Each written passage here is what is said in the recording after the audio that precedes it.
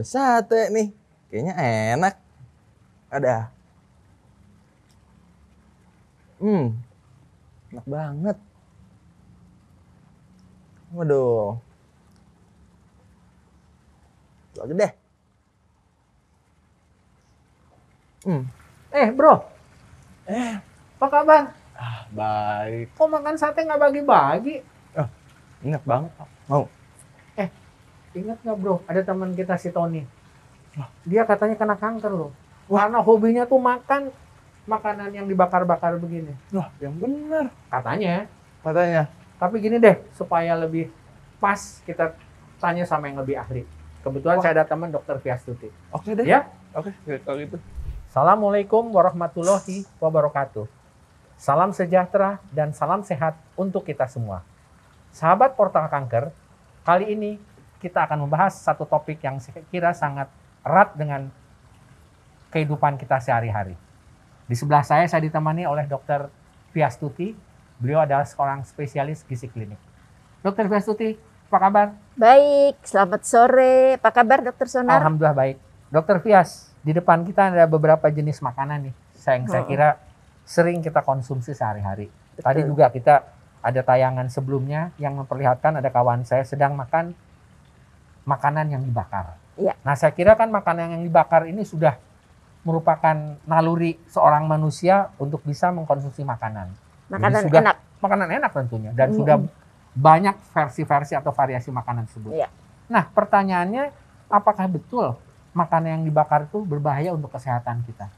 Ya, Dokter Sonar, kalau kita lihat makanan yang dibakar itu adalah satu proses untuk mematangkan dari daging, ayam, ikan untuk menjadi enak dimakan. Nah, proses pembakaran sendiri, jadi kalau daging atau ayam atau ikan itu kena langsung di api, maka lemaknya atau cairannya itu akan menghasilkan asap.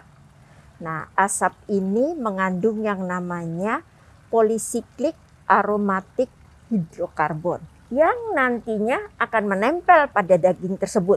Warnanya kan jadi kehitam-hitaman. Nah, polisiklik aromatik hidrokarbon ini kalau kita konsumsi masuk ke dalam saluran cerna kita akan menyebabkan kerusakan pada saluran cerna, terutama pada usus besar. Kerusakan inilah yang meningkatkan risiko terjadinya kanker. Nah, pertanyaannya, apakah kanker yang bisa disebabkan oleh makanan dibakar hanya terjadi pada kanker saluran pencernaan atau bisa juga di kanker di tempat lain? Yang terutama memang kanker saluran cerna. Karena tadi polisiklik aromatik hidrokarbonnya akan merusak dinding sel sehingga menjadi lebih sensitif terhadap kerusakan-kerusakan dan menjadi lebih sensitif terhadap terjadinya tumor. Sebetulnya kalau katakanlah daging itu nggak kena api, hanya kena asapnya saja, kan banyak kan daging asap, ada lidah asap, ada ikan asap, sama efek dari asap itu menghasilkan polisiklik aromatik hidrokarbon yang sama berefek terhadap kerusakan sel. Nah, jadi pertanyaannya kalau gitu, apakah ada perbedaan cara untuk memasak? Kita tahu kan dibakar juga bisa dengan gas, itu kan bisa langsung kita kan di oven atau di kompor sekarang ada yang bisa langsung kita bakar. Ya. Atau sekarang beberapa restoran menyatakan bahwa lebih sehat kalau dibakar dengan arang misalkan. Ya. Nah, kira-kira perbedaan tidak? Jadi sebenarnya prinsipnya apabila daging tersebut langsung terkena dengan api, kemudian terjadi asap, itu yang menyebabkan polisiklik aromatik hidrokarbon. Apabila polisiklik aromatik hidrokarbonnya tidak terbentuk karena tidak ada api, tidak ada asap, ya itu bisa mengurangi risiko terjadinya kanker. Nah, pertanyaannya, jadi kita boleh tidak sih makan makanan yang dibakar? Ya, ada berbagai studi mendapatkan dengan kita mengkonsumsi makanan yang dibakar meningkat sekitar 2-3 porsi, itu akan meningkatkan risiko terjadinya kanker. Jadi kalau menurut saya tentu sebaiknya kita mengurangi makanan-makanan yang dibakar. Masih boleh dikonsumsi, tetapi mungkin harus dikombinasi dengan cara masak yang lain. Misalnya digoreng sama ya, panasnya juga tinggi, menghasilkan hidrosiklik amin, polisiklik amin yang sama, efeknya juga menghasilkan kerusakan sel.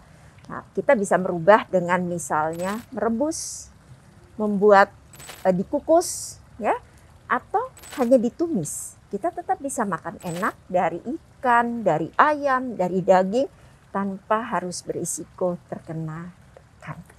Nah, tapi kan kita tahu ya susah namanya apa ya, hobi orang Iya. gitu kan. Ada nggak cara lain Selera ya. selera yang aroma atau mungkin tekniknya seperti dibakar, Iya. tetapi yang lebih aman daripada tadi yang langsung kontak Iya. dengan api? Jadi prinsipnya kalau tidak langsung kontak dengan api mengurangi risiko. Jadi bagaimana caranya? Kita bisa bungkus dengan daun pisang. Misalnya bikin ikan bakar, kita bungkus dengan daun pisang sehingga ikan tersebut tidak langsung terpapar dengan api, sehingga tidak menghasilkan asap, sehingga tidak menyebabkan terbentuknya polisiklik aromatik hidrokarbon. Mungkin itu cara mudah, masih merasakan sensasi bakar tanpa harus berisiko. Nah, kita tahu kan sekarang juga ada alat-alat seperti ya kita sebut yang mengandung apa itu, berapiskan teflon kan, Iya. berapiskan keramik. Kalau kita dalam tanda kutip memasak di atas alat-alat tersebut, itu efeknya sama atau tidak? Karena dia tidak langsung terpapar dengan api, tidak menghasilkan asap, ya efek polisiklik aromatik hidrokarbonnya tentu lebih berkurang, lebih sedikit. Terima kasih Dr. Fiastuti. Demikian sahabat Portal Kanker, mudah-mudahan bermanfaat. Jadi sekali lagi, memang memakan makanan yang dibakar secara langsung meningkatkan risiko. Tapi ada beberapa cara tadi yang dapat kita kurangi agar risiko tersebut menjadi lebih rendah. Sampai jumpa lagi.